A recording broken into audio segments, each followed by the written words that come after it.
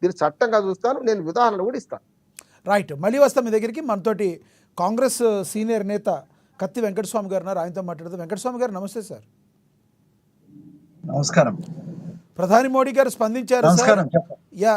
ఇది చారిత్రాత్మక మలుపుగా అభివర్ణించారు బిల్లు పాస్ అవడాన్ని. కొన్ని దశాబ్దాలుగా వక్ఫ్ వ్యవస్థలో పారదర్శకత, జవాబుదారీతనం లోపించిందని పేర్కొన్నారు. తాజా బిల్లుతో ఎన్నాళ్ళు అట్టడుగున ఉండిపోయిన వర్గాలకు మేలు చేకూరుతుందని ప్రధాని వ్యాఖ్యానించారు. ఏమంటారు మీరు? సరే, అంటే ఒక బిల్లు ఒక చరిత్రాత్మకమే. ఏ బిల్లు పెట్టినా కూడా చరిత్రాత్మక వారికి. మోడీ గారు పార్లమెంట్ లో ఆబ్సెంట్ అయినా కూడా అది చరిత్రాత్మకమే. వారు అక్కడ సమాధానం చెప్పకపోయినా చరిత్రాత్మకమే. సో చరిత్రలో మైలురాళ్ళు ఉంటాయి కదా, ఆ మైలురాళ్లలో ఇది కూడా ఒకటి. దీంట్లో వాస్తవిక దృక్పథంతో అప్రోచ్ అయితే మంచిది. ఈ దేశంలో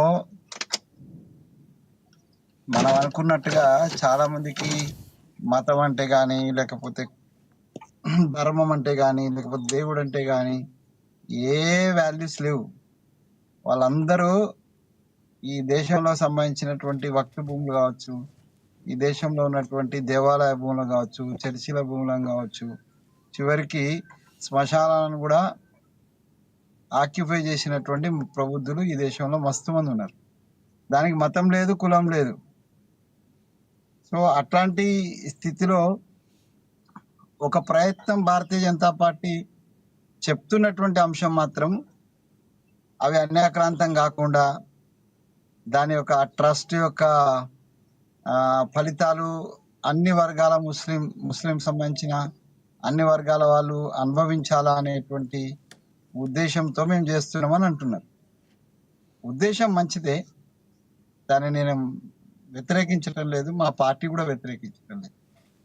కానీ దాన్ని పైకి చెప్పేటువంటి ఉద్దేశం వేరు, ఇంటర్నల్ గా వాళ్ళకు ఉన్నటువంటి అభిప్రాయం వేరు.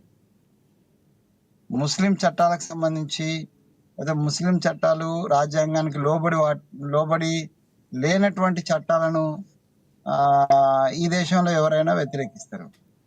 అది వాళ్ళే వ్యతిరేకించాలని లేదు, నేనే వ్యతిరేకించాలని లేదు.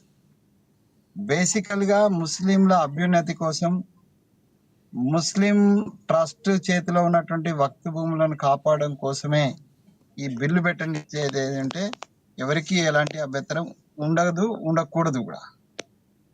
కానీ ఉద్దేశాలు వేరు. సబ్కా సాత్ సబ్కా వికాస్ అంటే కానీ ఈ దేశంలో 400 పైచీలుకున్నటువంటి ఎమ్మెల్యే సీట్లలో ఒక్క సీటు ఎమ్మెల్యే సీట్ ఇవ్వడానికి ఉత్తరప్రదేశ్ లో దొరకలేదనంటే ఇక సబ్కా సాత్ ఎక్కడిది, సబ్కా వికాస్ ఎక్కడి? సబ్కా సాత్ లేనప్పుడు వికాస్ ఎక్కడి? కాబట్టి భారతీయ జనతా పార్టీ చెప్పేదానికి చేసేదానికి సంబంధం లేదు, తేడా ఉంది. చెప్పేది ఒకటి, చేసేది ఒకటి అనేటువంటిది ఈ దేశంలో చాలా వర్గాలకు ఆ అభిప్రాయం వచ్చింది.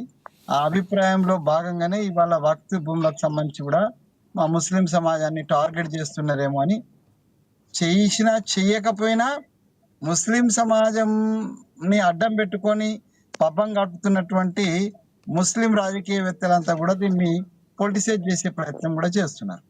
సో ఈ రెండు విషయాలను గమనించి ఇది మతపరంగా పోకుండా ఇది కేవలము సమాజ హితం కోసమే చేస్తున్నాము, ఆ యొక్క వర్గాల యొక్క హితం కోసమే చేస్తున్నాం అనేటువంటి అభిప్రాయం దృఢంగా వచ్చేటట్టుగా ఒక పారదర్శకత తోటి ఈ బిల్లులో జరిగినటువంటి అంశాలు, సరే బిల్ పాస్ అయిపోయింది కాబట్టి దాంట్లో ఉన్నటువంటి ఇంకా ఇప్పుడు ప్రజలకు బయటికి వస్తాయి. సో వాటిలో ఉన్న ఇప్పటికి కూడా మించిపోయేది ఏమి లేదు. ఒకవేళ దాంట్లో బయటకు వచ్చిన తర్వాత కూడా ఇంకా అనుమానాలు ఉన్నాయి, లేకపోతే దానికి సంబంధించినటువంటి ఇబ్బందులు ఉన్నాయి అంటే వాటిని పరిష్కరించి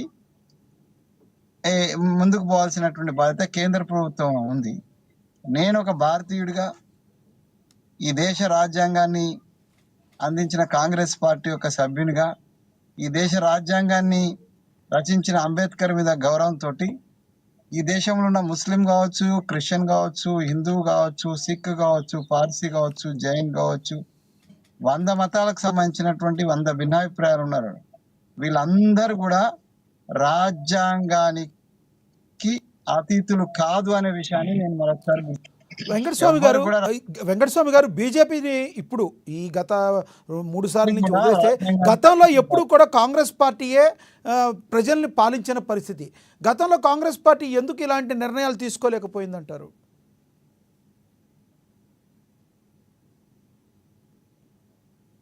మేము నిర్ణయం తీసుకోకుండానే ఇప్పుడు